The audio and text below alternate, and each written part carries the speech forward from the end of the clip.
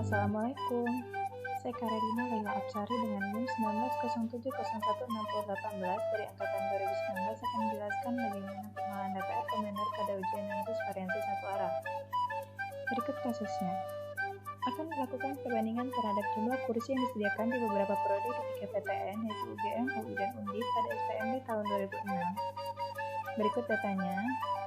Selanjutnya akan melakukan uji hipotesis untuk mengetahui apakah ada perbedaan variansi dari data-data pada masing-masing universitas. Baik, yang pertama kita akan melakukan pengolahan data menggunakan rekomender untuk analisis variansi satu arah. Pengujian hipotesisnya kita awali dengan melakukan pengujian asumsi terlebih dahulu dan kemudian baru kita melakukan pengujian untuk mengetahui ada atau tidaknya perbedaan rata-rata beberapa populasi menggunakan yang hitung. Di sini kita persiapkan dahulu datanya. Yang pertama saya pilih satu data yang format pada institusinya. Jadi di sini ada data tentang jumlah kursi yang disediakan di beberapa prodi di 3 perguruan tinggi negeri di mana ada terdapat 3 PTN. Di mana variabel institusi atau PTN itu saya buat berupa karakter, jadi nanti langsung otomatis terbaca sebagai faktor. Dan yang kedua dengan data yang sama, namun variabel institusi atau PTN-nya berupa numerik 1, 2, 3 seperti ini. Yang nanti ketika kita melakukan import data variabel institusinya akan terbaca numerik bukan karakter. Yang pertama misalnya kita mempunyai data seperti ini ya, di mana variabel institusi itu bukan karakter tapi berupa numerik, maka kita perlu nanti bagaimana cara menambahnya di rekomender. Yang pertama kita panggil dulu datanya, input data dari text file berikut URL, masukkan nama input datasetnya. Bisa kita kasih namanya data anaka 1. Oke, di sini variabel namesnya atau nama variabelnya. Tadi ada nama variabel maka tetap akan kita centang. Kemudian convert karakter variabel atau convert sebuah karakter menjadi faktor. Ini bisa kita centang, bisa juga tidak. Dia hanya akan membaca variabel yang isinya datanya berupa karakter yang menjadi faktor.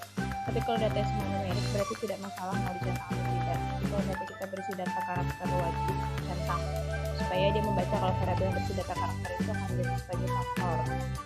Kita klik OK. Kemudian kita panggil datanya. Faktor yang variabel itu berupa data numerik 1, 2, 3. Kita open. Kita lihat datasetnya, atau view datasetnya dulu. Nah, di sini datanya dulu bukan numerik ya. Kita ubah dulu data variabel institusi yang numerik tadi menjadi data faktor. Caranya seperti apa? Manage variabel atau atur ubah pada dataset aktif. Kita pilih yang convert numerik variabel to faktor atau convert ubah numerik to faktor. Nah, kita pilih variabelnya. Variabel yang mau kita ubah adalah variabel institusi. Kemudian faktor levelnya berupa supply label names atau use number.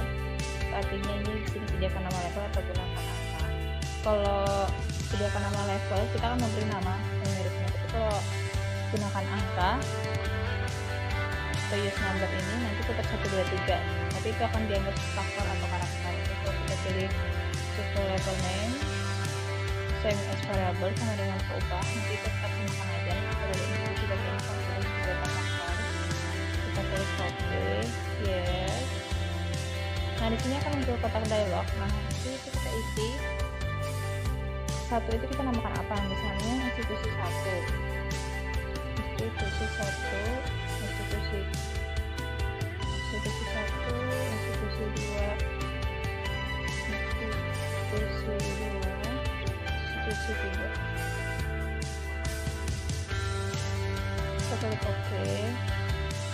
Nah, sudah kita kenal ini apakah data kita sudah berubah? Data pada variabel itu sudah berubah menjadi karakter atau tidak, atau menjadi karakter atau tidak. Kita klik lihat dataset atasnya datanya. Kita lihat berubah menjadi institusi 1, institusi 2, dan institusi 3. Langkah yang pertama untuk analisis variasi adalah pengujian asumsi. Yang pertama adalah penambahan data, yang kedua adalah penambahan data. Statistik, summaries atau ringkasan. Untuk penanaman data terlebih dahulu, berarti kita pilih buku normal atau normality. Nah, dari sini variabel nanti yang akan terbaca beberapa variabel numerik. Kemudian ini kita pilih kita mau pakai apa? Kita pakai satu row. Kalau misalnya variabel itu mau terbaca numerik, kita sebagai nah ini tidak akan aktif. Tadi karena kita udah mengubah variabel institusi jadi variabel faktor, maka backgroupnya aktif. Di sini grup variabelnya ini institusi. Oke. Jadi tes by institusi, kemudian kita klik oke. Nah, kita lihat ini adalah outputnya. Kita lihat di sini ada nilai statistik hitungnya dan ada nilai value-nya. Konsumsi kita terpenuhi, kita bisa lanjut ke pengujian kesamaan variansi, di mana kalau di recommender kita pilih statistik, variansi satu variansi, pilih relevant test. Kemudian di sini sudah otomatis faktornya adalah institusi. Perubahan responnya adalah jumlah. Kita pilih centernya min, kemudian oke. Ya, jadi ini adalah variansi untuk masing-masing institusi. Kemudian ini adalah hasil relevant testnya untuk derajat bebas, statistik hitung, dan nilai probabilitasnya. Oke, kalau misalnya asumsi kenormalan data terpenuhi, asumsi kesamaan variansi terpenuhi, kita bisa lanjut ke uji hipotesis kesamaan beberapa rata-rata dengan menggunakan uji R. Ya, kita pilih statistik rata anaka satu arah. Oke, grupsnya otomatis variabel institusi ya. Kemudian responsnya adalah jumlah. Pada enter name for modelnya ini atau masukkan nama untuk model ini, kita bisa mengganti jadi model anaka 1. Model anaka 1. Oke, di sini ada confidence interval untuk pengujian atau keyakinannya. Untuk pengujian perbandingan ganda kita bisa pilih di sini, kita centang. Kemudian di sini ada words f plus asumsi equal variansi atau uji f plus tidak mengasumsikan kesamaan variansi. Itu jika asumsi kesamaan variansi tidak terpenuhi, maka kita abaikan saja. Klik OK, kita tunggu. Oke, nah ini recommendernya.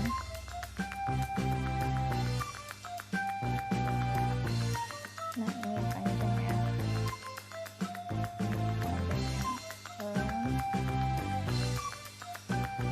Karena tadi kita pilih pairwise-nya, uji lanjutnya maka output lumayan panjang. Nah, di sini kita mulai dari awal.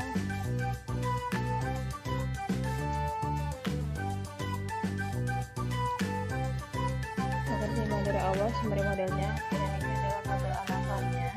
Kita lihat ada derajat bebas untuk perlakuan dan galatnya, kemudian ada jumlah kuadrat, rata-rata kuadrat, dan ini F hitung, dan ini adalah probabilitasnya atau p-value-nya. Oke, kemudian di sini ada rata-rata, dan di sini adalah standar deviasinya, dan di sini jumlah datanya. Ini rata-rata untuk sampel institusi pertama, institusi kedua, dan institusi ketiga. Kemudian ini adalah output untuk uji pairwise atau uji perbandingan gandanya atau uji cost of test-nya atau uji lanjutnya jika hendak ditolak. Kita lihat dia menggunakan uji tube K. Ini menggunakan uji tube K. Kita lihat probabilitasnya. Kalau kita menggunakan taraf hipotesis 0,05, berarti di bintangnya harusnya 1 ya, tapi di sini di bintangnya 3.